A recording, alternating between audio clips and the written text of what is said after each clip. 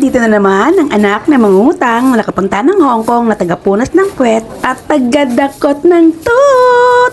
For today's video ay andito na naman tayo sa ating bisyo, ang lunch for today. And here's our lunch for today. Pork chop and chicken sausage with veggie sides. Ayan, andito ako sa Samsam Restaurant. Ayan. Ang sarap. Yummers yan. Tara, kain po tayo.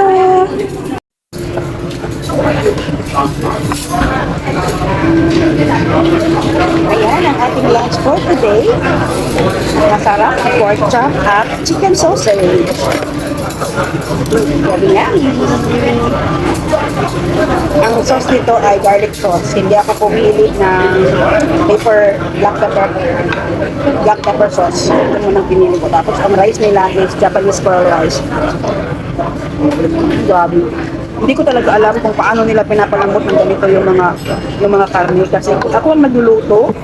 Kahit pritong, simpleng prito lang, grabe. Parang ang tigas-tigas na niya. Hindi naman siya matigas na parang bato. Pero yung pag ano mo ba, chewy, gooey, tawag doon, baksa. Pero ito masarap. Try natin yung chicken sausage. Sure ako, niluto sa tubig lang ko.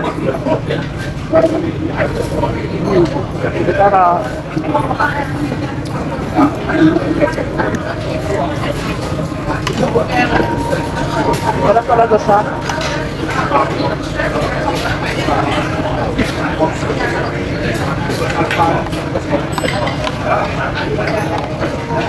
Dati naalala ko, sabi ng amo ko, why don't we use your knife?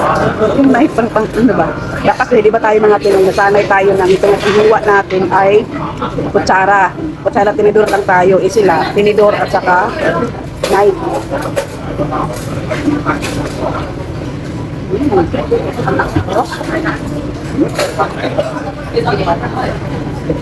Tapos ang lapit pa.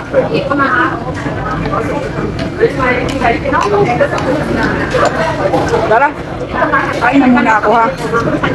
Ayan o. Instin ko na lang muna kayo ha. Sorry. Bye-bye. Pa-like po ako. Thank you.